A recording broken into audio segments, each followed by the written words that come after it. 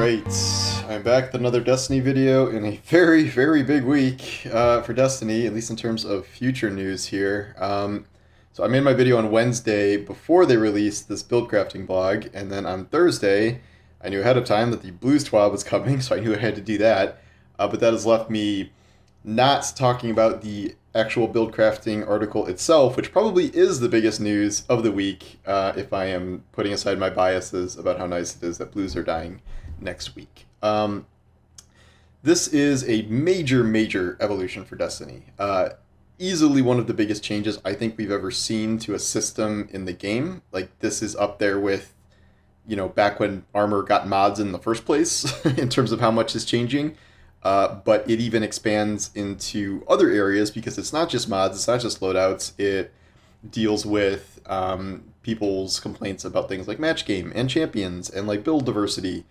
And so it's philosophical as well as practical in terms of what they are trying to achieve with this. And this really reads like a laundry list of answers to community requests at a level we don't see very often. Like, not this like the common theme online after this aired was like, there's so many dubs in this, it's almost ridiculous. And that is something I would agree with. I have a few questions about how things will work in some aspects here, but like what they're saying essentially reads really, really positively overall, I think. We'll see how some stuff works in practice, but I'm really liking a lot of the changes they made here. So I will not be reading this like word for word. I'm going to go through just some of the major points. I did do an article about this the next morning, but I figured I would kind of try to give some expanded thoughts here in video. Loadouts. Loadouts are not something new as of this blog. We knew that loadouts were coming, and yet seeing what it's like in practice is pretty neat. This is the way it's going to work. They've confirmed since this went out that there will be 10 slots per character, not per account, for loadouts. You can label them with different symbols, like this is my ARC loadout, this is my raid loadout, this is my PvP loadout, etc. It will carry over things like transmog and shaders. They have also confirmed, in addition to all your mod setup. I assume also your aspects and fragments for the subclasses. I believe that's a part of it. And then you will unlock additional mod slots as you progress through the new Guardian rank system that they're coming up with. We don't really know the specifics of the Guardian rank system, but it's mostly geared toward new player onboarding. Later in this blog, they talk about how you will unlock mods as you go through the Guardian rank system, but if you're a veteran player, you're probably going to start pretty far down the path and will probably just have everything unlocked to start with, at least in terms of how mods go. We have had capability for loadouts through places like DIM, but this is something that is finally in-game. Even a lot of other, loot games never end up getting loadouts. So, like, I've complained about Destiny being behind in other areas in terms of not learning from other looters. Like, the whole Blues thing was like, okay, every other game has solved this problem of garbage loot except Destiny. Like, what's the deal? We don't see a ton of games in this genre with in-game save loadouts. The Division comes to mind as one that had it, but Outriders never had it. I think Avengers got it in a patch like a year after launch, I think. I'm pretty sure it did. I don't think Borderlands has ever gotten save loadouts. I could be wrong about that, but like, I don't know. This looks very extensive, and the fact that it's all done in-game is very positive. Destiny's UI has never been like the most amazing thing about it, but from what I'm seeing here, like, even if it's not maybe the prettiest thing on earth, it's pretty good. The other thing that they have done kind of here at the same time is they have taken the transmog screen and they have put in the mod system in terms of how you're going to distribute your mods. Like, so this used to be, this is the transmog screen for where you're picking your ornaments and your shaders.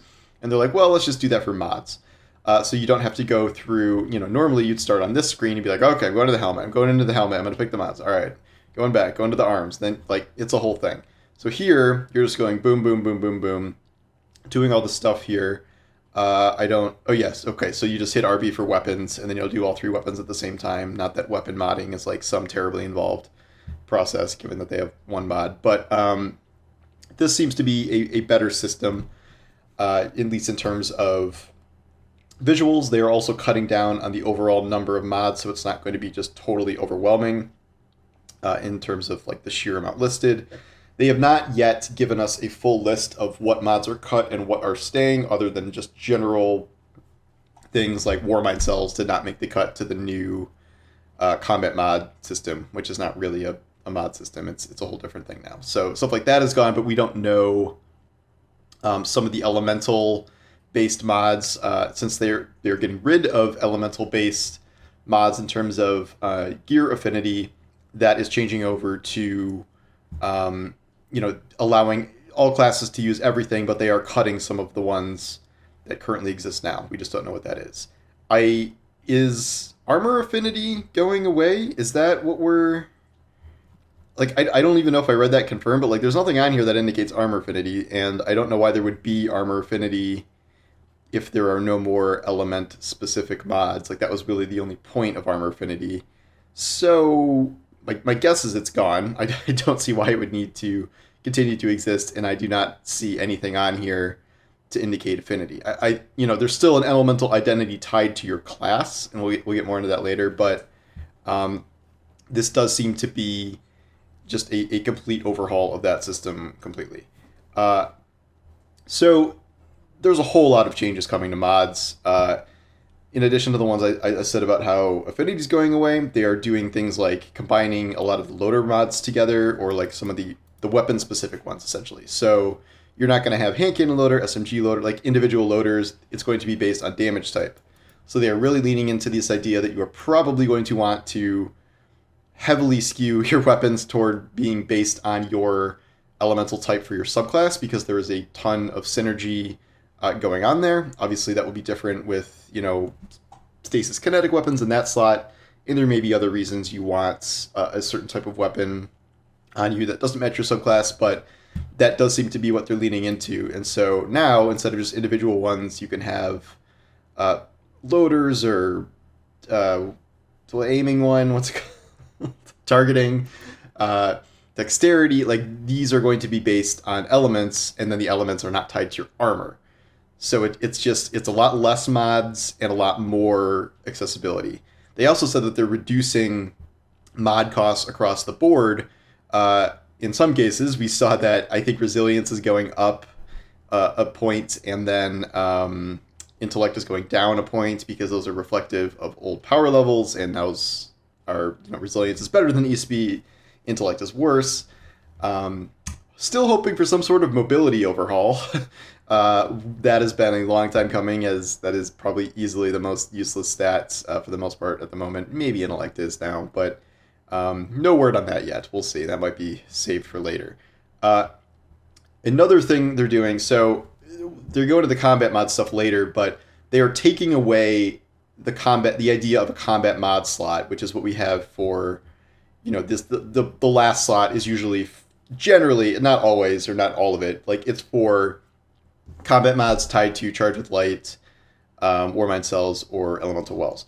Since those are being kind of converted into a different system entirely, you're just having an extra slot in your armor now, which for like a normal mod. In addition to that, the other thing freeing up slots, did I pass that already? Yeah, here it is. Okay, artifact mods are being translated to unlockable perks. This was such a huge community request for so long. Every time people, were giving feedback with the artifact, they always said that, what if these were just unlockable perks?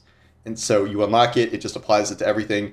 That's what's happening. The catch is that you can't have, since there are no longer limits on unlocking perks as of like right now, you can't have like 25 things unlocked at a time, as that's a little overpowered. So they're going to go back to a system where you can only have 12 unlocked at a time on your character, but respeccing the artifact is free. I still think there's some UI stuff they could do with the artifact to make that less annoying than having to completely reset your thing every time, but whatever. Like, the point that they're making this unlockable perks is huge. Like, no more 7 energy, grenade launcher, unstoppable, like, nonsense. Like, no more taking up your entire class item with, like, the one good mod that everyone has to have this season. Like, these will be permanent unlocks that are, well, not permanent, seasonal unlocks that are passively applied to you.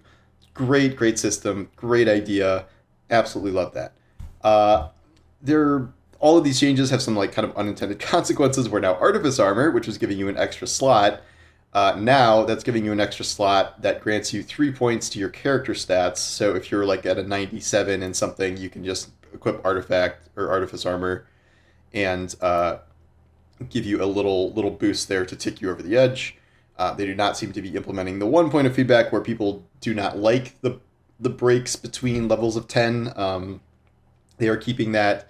They are not making it so like 96 gives you more power than or more cooldown than 95 and so on. Like they're keeping it so those breaks are in place.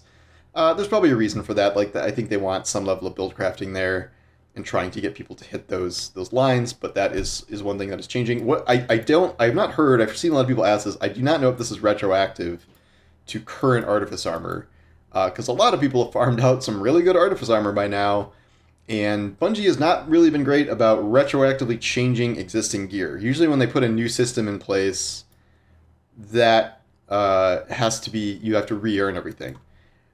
I don't think that's what's happening here, because given like they have to change some core things about existing armor. If they're removing affinity, if they're removing the artifact only or the combat mod slot and replacing it with a different slot, those are active changes they have to make to existing armor. Like they can't just tell everyone you're gonna have to re-earn every piece of armor you have masterworked in the game, like, or your exotics. Like that stuff has to change. So if that stuff can change, I believe Artifice Armor can change. Someone can tell me if this has been confirmed or not, whatever. But my guess is that it will be retroactive, even if some stuff in the past has not, based on the nature of these other changes.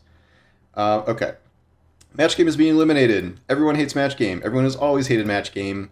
That has been probably the number 2 restriction behind champions in terms of, allowing people to use the builds that they want. It used to only be match game. Really, was that before champions even existed? When did champions come? Is that Forsaken or is it Shadowkeep? I think it was Shadowkeep. Before that, match game was really kind of the end game content barrier. Like that was more or less it.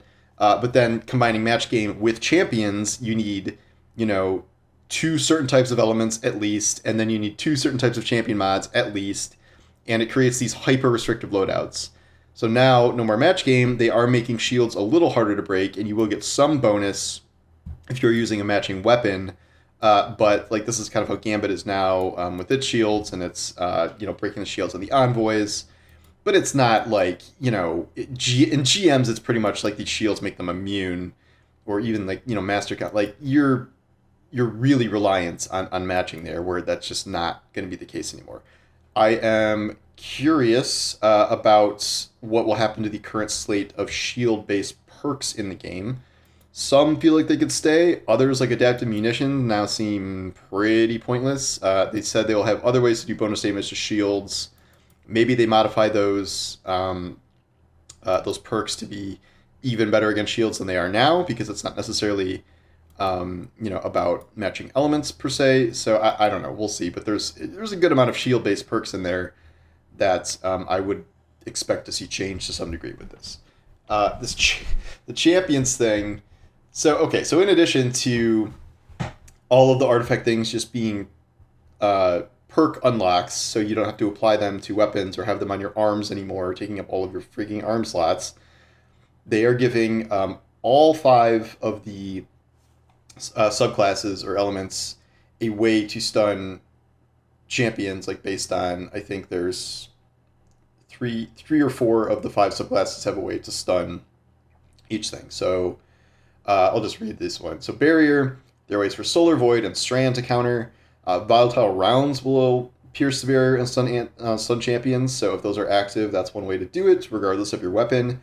When a player is Radiant, their attacks pierce champion shields and stun them. It is ridiculously easy to be Radiant. There are like a million things, including just using your charge melee to become Radiant. So that is a extremely easy way to pierce barriers. And then Strand will have its own method. Overload, Arc Stasis, and Void. Strand will not have one. Solar will not have one for Overload. Jolting a champion stuns them, so anything with Volt Shot will stun them. Any grenade, when you have that one fragment on, sorry, aspect, fragment. That will stun any champion. So it's like a permanent version of that artifact mod that we've had some time. Suppressing a champion will stun them, as does slowing them with stasis. This is one of two what seem like ridiculous buffs to chill clip. So you can, if you slow them with stasis, which the first shot in chill clip does, usually found in there's the main source is the fusion rifles that are now in the stasis slot. You can also do it with like grenade launchers, and I think does anything else have chill clip? I don't remember, but fusion rifles are the main one. So if you slow them, that counters overload, and then if you encase them in ice and freeze it, that stuns unstoppable champions. So that's just shooting them twice with chill clip. So you can stun both overload and unstoppable, and this is why I have gotten one of those what's it called? Riptide. A Riptide with chill clip. I have had a couple, but I just got one with auto-loading chill clip because I was focusing umbrals for it. You can, focusing Crucible engrams, which you can do as of the season. That is a really, really great mechanic. Some people are saying like, oh, I don't know if this is going to apply to weapons, but Bungie has not differentiated between, elemental effects applied by weapons and those applied by subclasses. At least not yet. Like if you apply Scorch with, Incandescent, that's triggering the same kind of Scorch effects that would trigger if you were triggering Scorch with a grenade. So there is no difference in slowing and freezing something with chill clip than it is like throwing a grenade or using a charge melee or super whatever. At least not right now. So in theory, chill clip should be ridiculously good for both of these here. And obviously anything with Volt Shot. Suppressing, there's not really anything that suppresses stuff right now. There's just, in terms of guns at least, like there are suppression grenades, there are some suppression effects on, the tractor cannon suppresses you, so that's a permanent champion stun for overload. But it's a lot less prevalent, I'd say. Unstoppable, besides freezing them, if you blind them with arc, and that's kind of similar to suppression in terms of like there's no blind perk on weapons outside of blinding grenade launchers. I assume that is the same type of blinding, even though blinding was in place before Arc got that. I assume that counts. So that would make essentially any blinding grenade launcher stun unstoppable champions, which blinding grenade launchers are already extremely good. And then a solar ignition on them will stun an unstoppable champion. So that's a little harder to trigger because you got to build up Scorch stacks. So like if you're if you kill a bunch of ads around them and build it up, that's one way. Or if you have something like, I think like Caliban's hand is auto ignition on hunters, so that would make all of your throwing knives there stun unstoppable champions without using the other hunter arms that make your knife stun unstoppable champions. So, and then Strand will have something too. This feels a little power creepy to me. Like this almost seems like too good to be true almost, but I'm not going to complain because I would rather have more options to run endgame content than less.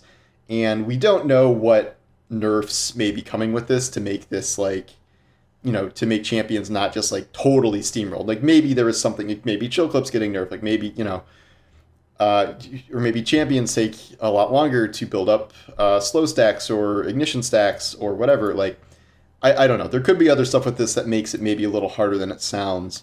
But fundamentally, I think this is the right idea, and I really like this. The armor charge system, this feels like something that we're really going to have to see in practice to understand. It's a combination of the Elemental Well system and Charge with Light, where like a lot of the old mods for both of those have been converted into this armor charge system with a dedicated perk for each, or a dedicated slot for each piece of armor. And like, so there's some that are extended effects, and that's like more how Elemental Wells work usually, where you have some sort of timed effect, and that will decay your armor charge stacks.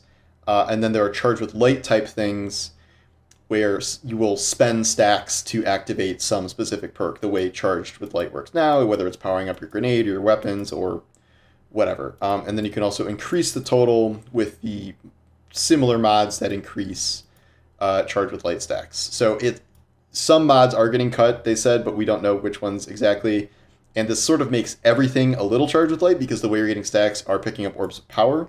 One big question I have, many people have, is if this is going to change the current system where you cannot pick up an orb of power if you have full super, because once upon a time, really the only thing orbs of power did when they were orbs of light was give you super, but because that was left in place, you cannot pick up orbs of light if you have a full super, even if those orbs of light would trigger other abilities in armor charge builds or charge with light builds. I'm hoping that changes for armor charge builds because that is deeply annoying. You had the workarounds for that were like a couple of the or at least one of the linear fusion, or not linear fusion, the trace rifles, where I think it was it Wave Splitter, where you pick up an orb of power that would automatically activate something and it would count it even if you had a full super, I believe. There were very few exceptions, but like clearly we're going to be able to need to pick up orbs of power at any given point. But they're not also killing off the idea of elemental wells altogether. They're just sort of changing it and integrating it into the subclasses, which I find actually very cool. They're using stuff that we sort of already have in terms of things that spawn that give us bonuses, like stasis shards give you melee energy, ionic traces give you ability energy. They're just making those for each class now. In addition to doing the base elemental well effect of giving you power back or cooldown on your abilities, they are also coming with their own unique things. So, for example, while the Umber Tempering Fragment is active for Solar Hunters, it will now create a Fire Spite when you defeat an enemy with a solar weapon. So that's essentially Elemental Well, but you keep going. If you're running a Solar subclass and you have the new Ember Mercy Fragment equipped, picking up a Fire Spite will grant you Restoration. So, getting Restoration every time you pick up what is essentially an Elemental Well, that seems extremely good, because Restoration is stronger than the healing Elemental Well effect. Again, maybe some of the stuff is getting nerfed. I would not be surprised to see Restoration nerfed again, even though it's already been nerfed. But that does sound like kind of a good compromise in terms of keeping, the Elemental Well system in place and combining it with sort of a permanent charge with light system. All of this has come at the cost of Warmind cells because they did not fit into this philosophy, and I can understand that. Like, part of me hoped that they would figure out a way to make Warmind cells work again, but given all of this other stuff, I understand why that happened. So, yeah, we'll see. Looking ahead, essentially, so like they're just starting some of these systems, so they essentially are saying that they're going to be adding more and more stuff to this over time. So like there will be a suite of mods for these new systems, but there's going to be more that they add as the seasons go on, and they're not going to be just given to Ada in the future. They will be earned, and I don't know if they'll always be unlocked through the Guardian rank system, or some will be attached to seasons like they have been, but that is something that's coming. So very, very impressed with all of this. Some of this sounds good on paper. We'll have to see how it works in practice, but really, one of the most massive changes I can remember outside of, weapons getting random rolls again, armor getting mods, the 3.0 subclass updates. This is a very, very big change at a level that we don't.